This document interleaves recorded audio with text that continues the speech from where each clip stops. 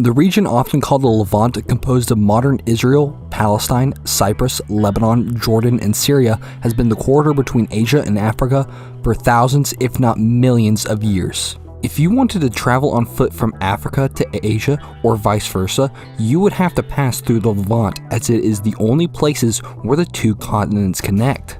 Because of the Levant's strategic value, this resulted in many conflicts throughout history over who controls the Levant.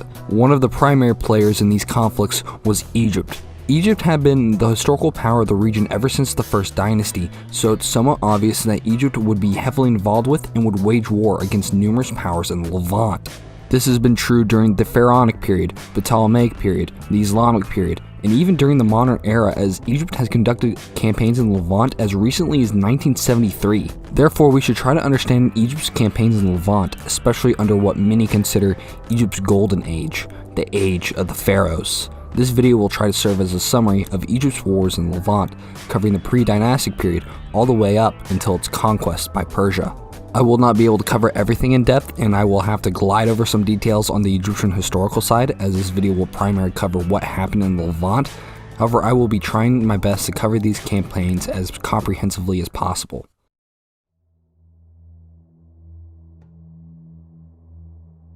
Contact between Egypt and the Levant was established as far back as the Chalcolithic, as Egyptian pottery has been found in Levantine sites, and vice versa, with Levantine pottery found at Egyptian sites. This occurred even though Egypt would not become a state for another 1,000 or so years. Egypt began forming as a state sometime around the end of the 4th millennium. Egyptian sources state that Egypt was divided into two kingdoms, Upper and Lower Egypt, and was united underneath the legendary King Menes. However, many scholars doubt this series of events. This is primarily because archaeological evidence does not support the claim there was a conquest of Lower Egypt by Upper Egypt, and that there was not any evidence of centralization in Lower Egypt until Dynasty 1. Because of this, scholars have created their own models. One of the more recent ideas was a group of pastoralists developed a complex social hierarchy, became wealthy, and gained control of resources, but climate became drier and they were forced to move back inland, bringing their ideas of hierarchy and centralization, and unifying Egypt. However, this is heavily debated. This is because Egypt seemingly formulated out of nowhere. Thus, it is hard to put an exact pin on who formed the Egyptian state and how. Regardless of how exactly Egypt formed, because of its position at the crossroads between Africa and Asia, its formation had massive effects on its neighboring regions, including the Levant. After the collapse of the Levantine Chalcolithic society, pre-dynastic Egypt somewhat revitalized the Levantine society. This was due in part to Egyptian ideology promoting rulership and elite structure. Contact occurred with the Levant, thus compelling the social structure of the Levant to change, and by the end of the 4th millennium, the Levant developed an urban culture. Egypt during this time traded heavily with the people of the Levant. Pottery, copper, wine, softwoods, and oil, products that often have been called cash crops by modern historians.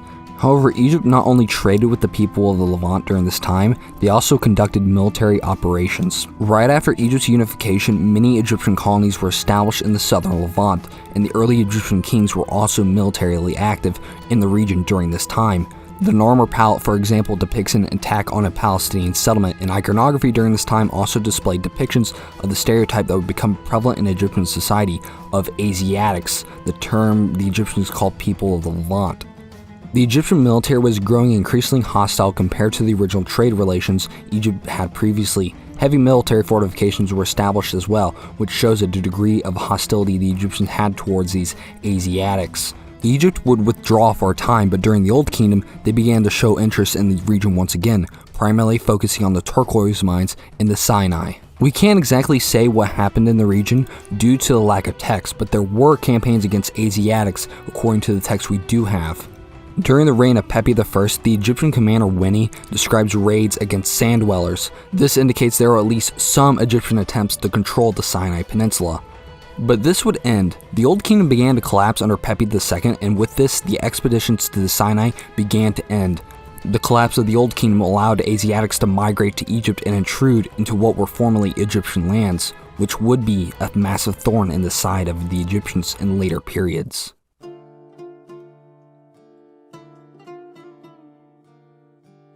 Between the end of the Old Kingdom and the end of the Middle Kingdom, Egypt seems to have developed a pretty substantial Levantine minority, particularly in the Delta region. There were several potential paths Levantines may have taken into Egypt. Some may have migrated across the more porous Egyptian border at the end of the Old Kingdom, while others may have been traders who simply stuck around, and others may have come as slaves, either captured in Egyptian assaults or sold to Egyptians by West Asian slave traders. The Middle Kingdom saw Egypt's borders expand, with 12th dynasty pharaohs pushing into Nubia, Libya, and the Levant, and enforcing their new borders through the construction of fortresses. These expansions allowed for a sort of Middle Kingdom golden age during the reign of Amenemhet III, as the king commissioned numerous building projects, irrigation works in the Fayum region, and expanded mines in territories such as the Sinai Peninsula. These economic activities provided a new avenue for A'amu migration into the Egyptian core, as Levantine workers were brought in to provide labor. All this migration meant that by the end of the 12th dynasty, there were some towns with primarily Levantine populations in the eastern Nile Delta, the largest of which would eventually be known as Hutwaret, or Avaris.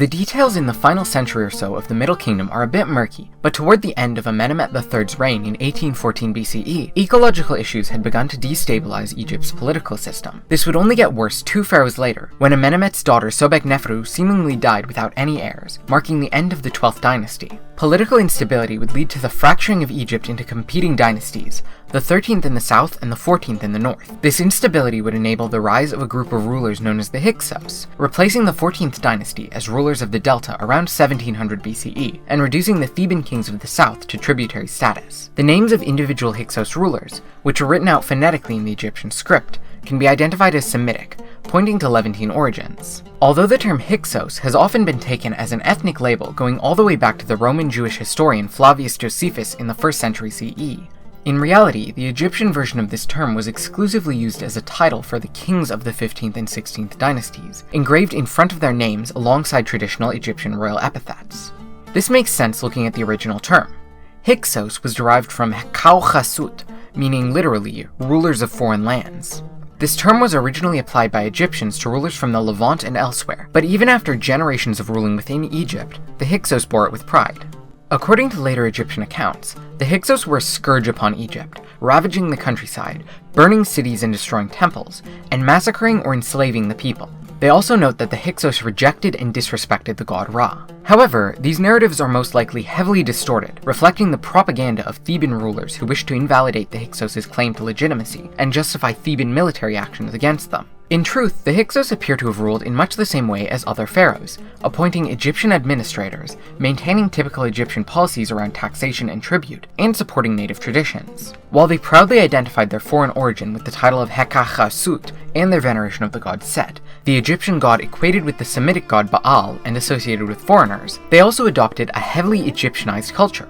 Far from disrespecting Ra and destroying his temples, as later accounts would suggest, the Hyksos adopted the traditional Egyptian royal epithet of Za-Ra, or son of Ra, and promoted the worship of the god alongside their patron deity of Set. They further patronized native arts and literary composition, and initiated the construction of new temples. All in all then, they were hardly unusual rulers for Egypt, despite their Levantine origins.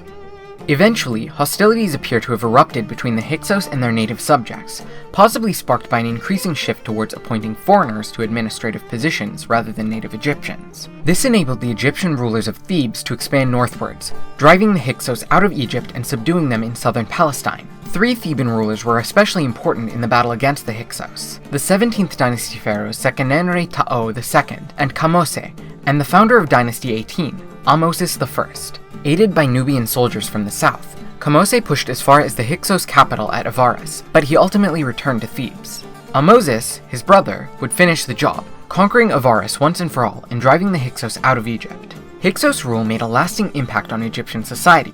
While Egyptians had engaged in some military activities in the Levant previously, the Hyksos forced a change in outlook, with the Egyptians fearing that without an aggressive foreign policy, outsiders would once again push into their lands. They established a new, professional army where soldiers were paid in gifts of land that would remain in their families for as long as they fought for Egypt, and adopted new tools and techniques of warfare introduced by the Hyksos, most famously the war chariot and composite bow. These developments would spark a period of Egyptian expansionism characteristic of the 18th dynasty, with the Egyptian empire reaching its greatest extent through this period.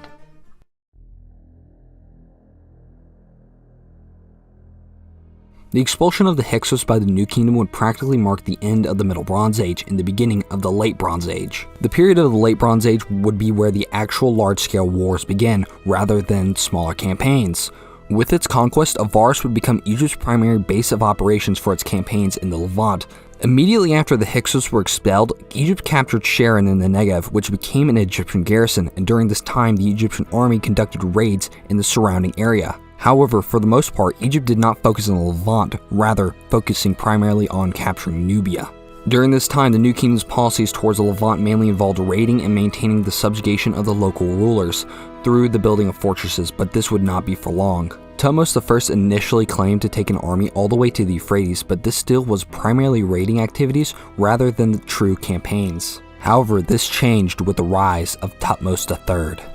After standing in the shadow of his stepmother, the famous Hatshepsut, Thutmose III radically changed the policies of the new kingdom. Throughout his reign, he would conduct 17 campaigns. His first and most crucial campaign occurred in 1457 BCE, which resulted in the famous Battle of Megiddo. According to Thutmose III, the campaign was prompted by a series of rebellions by Canaanite vassals, although the more likely reason this occurred was to combat the threat of the rising Hurrian population in Canaan. Regardless, these vassals gathered at the city of Megiddo, and so Thutmose attacked the city. He did this primarily by using extremely creative tactics, by sending his troops through a route that was the most vulnerable to ambush. Thutmose realized since there were other alternative routes, the enemy likely thought it was too stupid of an idea for the Egyptians to actually attack through this route, so they likely didn't defend it. He sent his troops through, and Thutmose was correct, and his troops were able to capture the Canaanite defenders by surprise and besiege the city for 7 months before the Egyptians captured it. With the Canaanite coalition defeated, Thutmose III was able to attack the empire of Mitanni, which was the dominant power in Mesopotamia and Syria. In his 8th campaign, he was able to reach the Euphrates River, though he was not able to retain it. But this campaign did give him free rein to exploit most of the Levant as he pleased. The conflict between Mitanni and Egypt continued into the reign of Amenhotep II, but peace was made between the two powers, with a Mitanni princess being married to the Egyptian heir. However, not all was well. Mitanni felt increasingly threatened by two new rising powers, Assyria and the Hittites. And the Hittites would be Egypt's next massive rival. For the Egyptians though, the next century would be an era of peace. This time period is heavily documented by the Archive of Letters held at Amarna under the pharaoh Akhenaten. During this time, Egypt governed Palestine practically as a province, and imperial policies would be enforced on Canaan. However, as depicted in the Amarna letters, even with the heavy provincial rule, Egypt would still allow their vassals to continue rivalries and quarrels with one another. Some scholars previously thought that this was a sign the Egyptian government was weak or disinterested in the Levant during the Akhenaten administration. But that's not the case, as vassals would often exaggerate the situation, and the Egyptian government didn't really care unless their power was threatened, where they would shape the region to their liking. Though there were times when the Egyptians intervened, some cases of intervention notably include episodes involving Abdi Asharta of Amuru and Labayu of Shechem, who were possibly threatening Egypt's power in the region. Although this era of peace would not last, the Hittites would conquer Mitanni, gaining control of northern Syria, and so the Egyptians would have to reassert their presence militarily. This would not happen during the 18th dynasty, but during the 19th. Seti I made mentions of campaigns against the Hittites, though these claims are unlikely. The armies likely never met, and proxies most likely fought with each other rather than direct confrontation between the Egyptians and Hittites. His son Ramses II, however, would lead the Egyptian army in the most famous battle of the Bronze Age, the Battle of Kadesh. I have covered the Battle of Kadesh extensively already in my video on the history of Bronze Age Canaan, which you guys definitely should check out by the way, but to make a long story short, Kadesh was a city in Syria and was highly strategic to both Ramses II and the Hittite king Muwatalli II to allow for further expansion for both. The Hittites controlled Kadesh, and so Ramses II marched on it in 1275 BCE. When doing so, Ramses II encountered the Hittite deserters who said the Hittite army was at Aleppo, away from Kadesh. With this information, Ramses II set up camp outside the city. However, this was a lie, and the Hittites were at Kadesh hiding behind the city. The Hittites launched an ambush, and Ramses II only narrowly avoided death. While the battle was technically a stalemate, Ramses II lost half of his army, and rebellion rose up in Canaan, which Ramses II crushed. Though conflict would not resume between the Hittites and the Egyptians as both sides agreed to a peace treaty, however, warfare would still occur in the Levant as the Egyptians would have to reassert control of the area by collecting taxes and crushing rebellions. Towards the end of the 13th century and the beginning of the 12th century, Egypt's power was waning. It is no surprise then that numerous campaigns were recorded by pharaohs during this time. In 1207 BCE, the pharaoh Merneptah conducted a campaign with Canaan and fought against a people group within Canaan, Israel. In 1177 BCE, Ramses III mentions a successful defense of Egypt from Sea Peoples. Among the Sea Peoples were the Peleset, a group that later became known as the Philistines. Around this time, an event known as the Bronze Age collapse occurred. Multiple civilizations and the systems connecting them during this time collapsed, and much of the Near East faced destruction. The entire Near East practically went into a dark age, and the mid-12th century marks the end of the Bronze Age and the beginning of the Iron Age. Compared to other civilizations in the Near East, the Egyptians got off easy, but collapse still occurred. The Egyptians were only able to hold off the Sea Peoples by allowing them to settle in Canaan, but they were economically dependent on the Levant, which slipped out of their hands due to the Sea Peoples. This resulted in economic decline in Egypt, and by 1130 BCE, the Egyptians had virtually no presence in Canaan. After Merneptah's campaign, Egypt would not conduct a campaign in Levant for over 2 centuries.